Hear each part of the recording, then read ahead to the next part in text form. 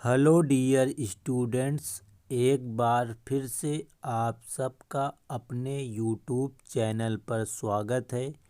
तो आज की वीडियो में हम आपको क्लास 9th के अर्धवार्षिक परीक्षा से संबंधित कुछ बहुत ही इम्पोर्टेंट प्रश्नों को हल कराएंगे।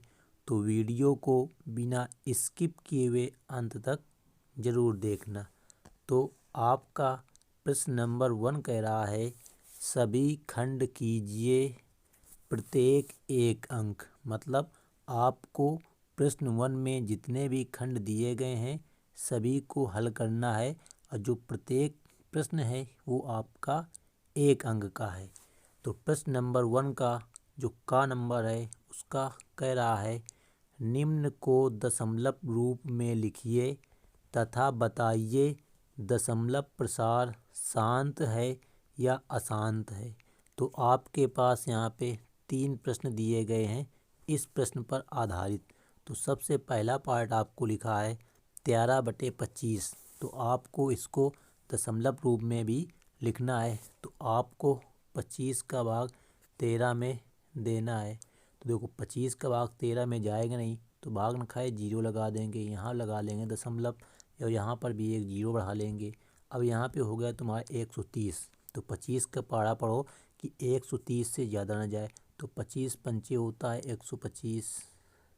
इसके बाद में जब घटाएंगे तो यहाँ बचेगा 5। दशमलव पहले से लगा है तो यहाँ फिर 0 बढ़ा लेंगे। 25 दूनी 50। तो ये पूरा पूरा तुम्हारा हो गया, कट गया। तो जो संख्या तुम्हारी पूरी पूरी विभाजित हो जाएगी वो तुम्हारी संख्या होगी शांत। तो पहले का आंसर आएगा तुम्हारा 0.52 शांत। इसी प्रकार आपको सेकंड को हल करना है।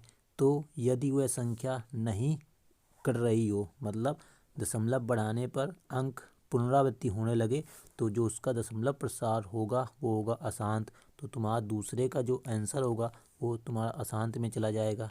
इसी प्रकार जो सी नंबर है लिखा है 56/1000। तो जो इसका आंसर आएगा वो आएगा 0.0056। जो इसका दशमलव प्रसार होगा वो होगा तुम्हारा शांत।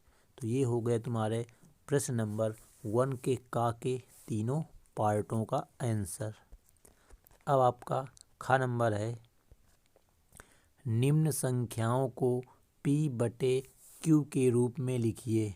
तो यहाँ पर भी आपके पास 4 ऑप्शन दिए गए हैं। इनको आपको परिमेय संख्या P/Q के रूप में व्यक्त करना है। तो पहला जो आपका है वो है 0.4। ये 4 के ऊपर तुम्हारा बार लगा है, यहाँ पे मिस्टेक हो गई है। तो आप लोगों को पता होना चाहिए जितनी संख्याओं पर बार लगा होता है, तो जब हम बार का चिन्ह हटाते हैं तो जितनी संख्याओं पर बार होता है उतने ही नीचे 9 आ जाते हैं। तो जो पहले का आंसर आएगा वो आएगा तुम्हारा 4/9। इसी प्रकार सेकंड का आंसर आएगा 12/99। तो इसको हम 3 से काट लेंगे, तो 3 चौको 12, 3 त्रिक 9, 3 त्रिक 9। तो सेकंड का आंसर आएगा 4/33। और अंतिम पार्ट है थर्ड नंबर, उसका आंसर आएगा 8/99। केवल 8/9 आएगा, क्योंकि यहाँ पे एक अंक है। इसमें क्या था, 2 अंक थे, मतलब 0.12 के ऊपर बार था, तो हम लिखेंगे 12/99। 2 अंक है तो 2 9 आएंगे। तो ये हो गया तुम्हारा प्रश्न नंबर 1 का खा पार्ट के सभी ऑप्शन। अब अगला प्रश्न आपका है प्रश्न नंबर 2, सभी खंड कीजिए प्रत्येक एक अंक। तो इसका का नंबर है लिखा है ब्रैकेट में √3 - √2 का होल स्क्वायर को सरल कीजिए। तो यहाँ पर आपको एक सूत्र याद रखना है, a - b का होल स्क्वायर क्या होता है, a² + b² - 2ab। तो यहाँ पर a की जगह लिखा है √3 और b की जगह लिखा है √2। तो इसमें हम मान रखाएंगे, तो ये √3 का स्क्वायर कराएंगे तो 3 आ जाएगा, प्लस यहाँ √2 का स्क्वायर कराएंगे 2 आ जाएगा, -2 × a का मान है √3 × b का मान है √2। तो ये 3 और 2 जुड़ के हो जाएंगे तुम्हारे 5, माइनस यहाँ पे 2 रूट वाले का आपस में गुणा कर देंगे, हो जाएगा 3 दूनी 6। तो जो इसका आंसर आएगा वो तुम्हारा आएगा 5 माइनस 2 रूट 6। तो इसको आपको सरल करना था, तो आप लोगों को इस सूत्र के माध्यम से प्रश्न को हल कर लेना है।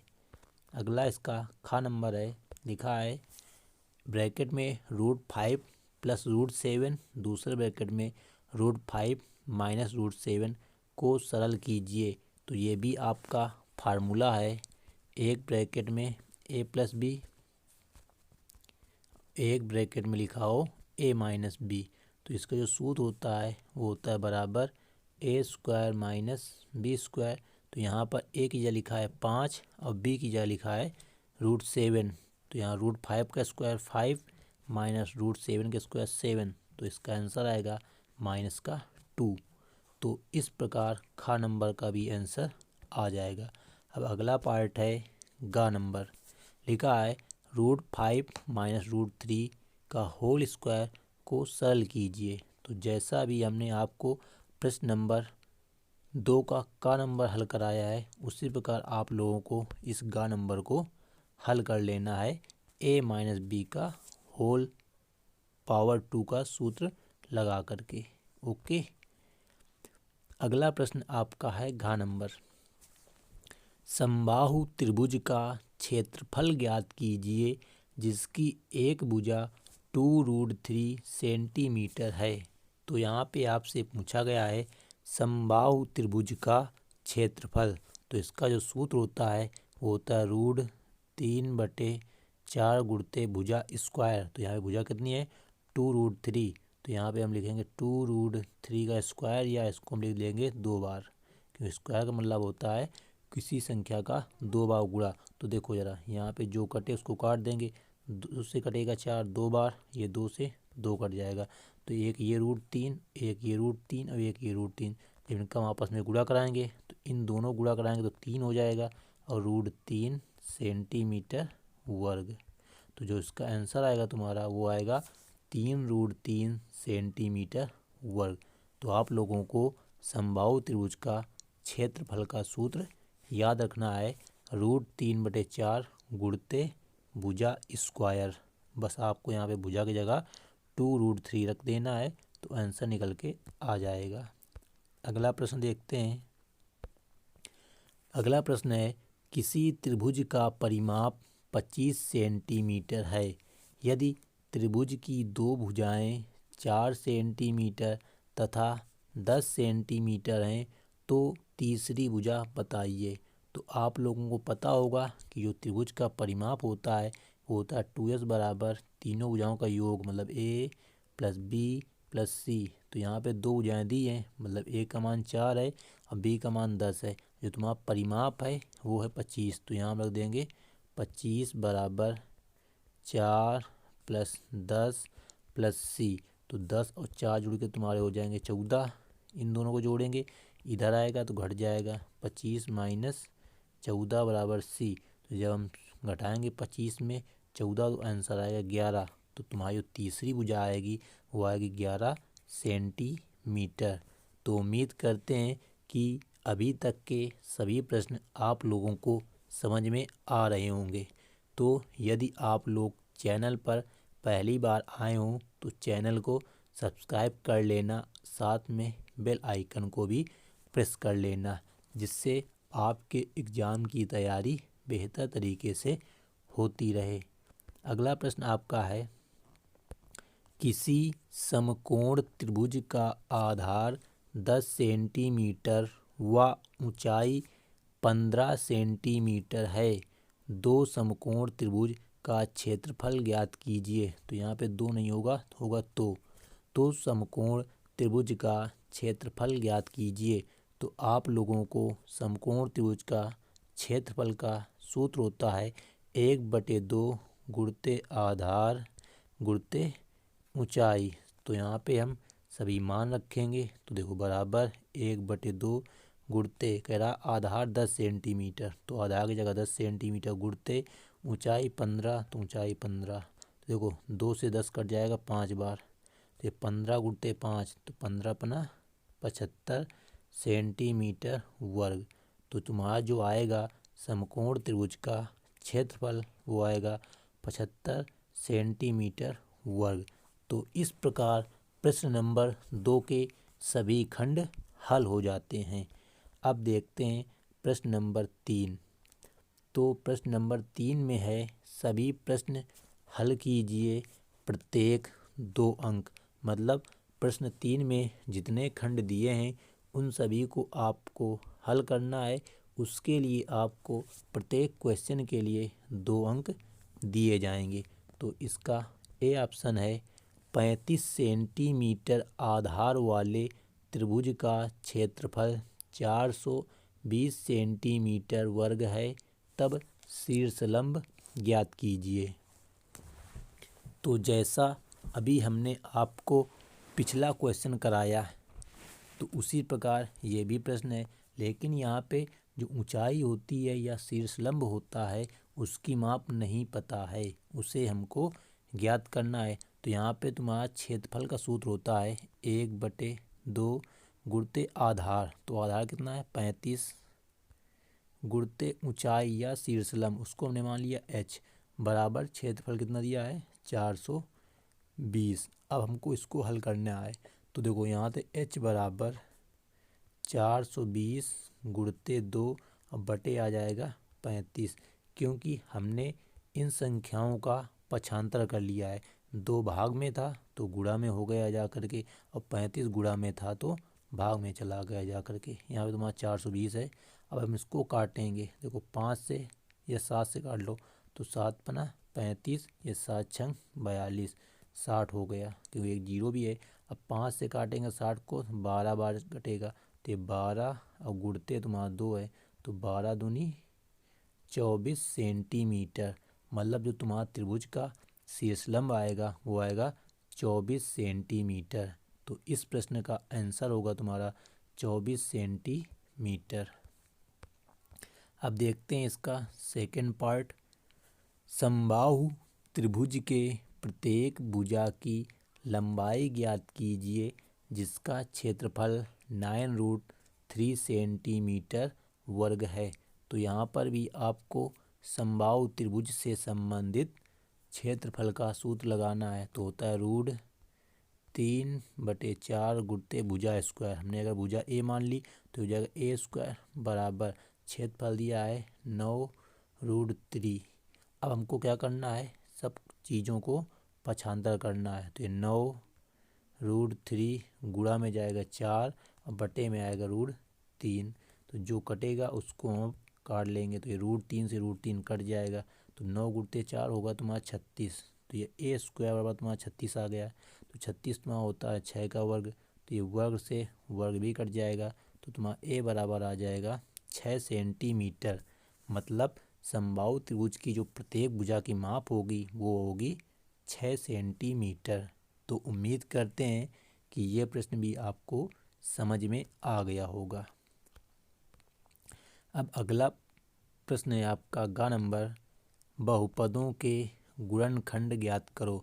मतलब आपको बहुपद दिया गया है x² + 2x - 3। तो इसके आपको गुणनखंड ज्ञात करने हैं। तो देखो यहाँ पे गुणनखंड कैसे करते हैं। जो ये अचर पर लिखा होता है इसका मतलब होता है कि ऐसी संख्या, मतलब ऐसे गुणनखंड ढूंढना है कि जिसका हम गुणा कर दें तो 3 आ जाए। फिर यहाँ पे चिन्ह देखते हैं कौन सा है। तो चिन्ह है -3 के पहले, तो घटाने से 2 आ जाए। उसके पहले क्या है 2। तो हमारे पास एक संख्या 3 है, एक 1 है। अगर 3 एक अन्नम 3 हो जाएगा और 3 में 1 घटाएंगे तो 2 हो जाएगा। तो जो इसके गुणनखंड बनेंगे वो बनेंगे 3 और 1। अब लिखना कैसा है, तो यह x² प्लस का 3x माइनस का x माइनस 3। देखो 3x में 1x घटाएंगे तो 2x बचेगा जो यहाँ लिखा है। अब क्या करेंगे, इन दोनों में क्या कॉमन है, x कॉमन है। तो यहाँ भी x कॉमन ले लेंगे तो यहाँ बचेगा x, यहाँ बचेगा प्लस का 3। अब देखो इन दोनों में कुछ नहीं कॉमन है, कुछ नहीं कॉमन तो 1 कॉमन है। तो जब माइनस के 1 कॉमन लेंगे तो यहाँ x, यहाँ प्लस का 3 हो जाएगा। अब x + 3 दोनों से कॉमन है तो ये x + 3 हो गया। यहाँ क्या बचा x, यहाँ बचा -1। तो ये हो गया इसका आंसर। मतलब गुणनखंड x + 3 और 3x-1। तो उम्मीद करते हैं कि आप लोगों को गुणनखंड करना अब आ जाएगा। अगला और आज की वीडियो का अंतिम प्रश्न है, लिखा है 3x² + 7x-6। इसके भी आपको गुणनखंड करने हैं। तो देखो यहाँ पर लिखा है 6 और यहाँ पे लिखा है 3। तो सबसे पहले इनको हम गुणा कराएंगे। तो गुणा करने से तुम्हारा 18 आना चाहिए। मतलब ऐसे गुणनखंड ढूंढो कि हमको गुणा करने से 18 मिल जाए। यहाँ पे चिन्ह लगा घटाने का, तो घटाने से 7 आ जाए। तो देखो 9 दूनी 18 होता है और 9 में 2 घटाएंगे तो 7 हो जाता है। तो गुणनखंड बनेंगे 9 और 2। तो यहाँ हम लिखेंगे 3x² + 9x - 2x - 6। तो देखो ज़रा अब पहले बार दो ब्रैकेट देखते हैं पहले, मतलब पहले दो पद। तो यहाँ पे 3 का भाग 9 में चला जाएगा तो 3 कॉमन है और x कॉमन है। तो यहाँ बचेगा क्या, x + 3। इसी प्रकार इन दोनों में से माइनस का 2 कॉमन है तो यहाँ x माइनस इन कॉमन ले लिए तो यहाँ प्लस हो जाएगा x + 3। पूरे से कॉमन है x + 3 और यहाँ बचेगा 3x और यहाँ बचेगा माइनस का 2। तो ये हो गया तुम्हारा इस प्रश्न का आंसर, x + 3 एक ब्रैकेट में और एक ब्रैकेट में 3x - 2। तो ये हो जाते हैं तुम्हारे बहुपद 3x² + 7x - 6 के गुणनखंड। तो आज की वीडियो में फ़िलहाल इतना ही। अब जो आपका अगला प्रश्न है, प्रश्न नंबर 4, 5, 6 और 7, ये हम आपको अगली वीडियो में हल कराएंगे। यदि आप लोग इन सभी प्रश्नों की अच्छे से तैयारी कर लेंगे तो आपके हाफ ईयरली एग्जामिनेशन में पूरे 100 मार्क्स आ जाएंगे। तो thanks for watching this video. और यदि चैनल पर पहली बार आए हों तो चैनल को सब्सक्राइब ज़रूर करें और इस वीडियो को अपने दोस्तों के साथ में शेयर अवश्य करें, जिससे उनकी भी तैयारी अच्छे तरीके से हो सके। तो मिलते हैं नेक्स्ट वीडियो में। जब तक के लिए जय हिंद, जय भारत।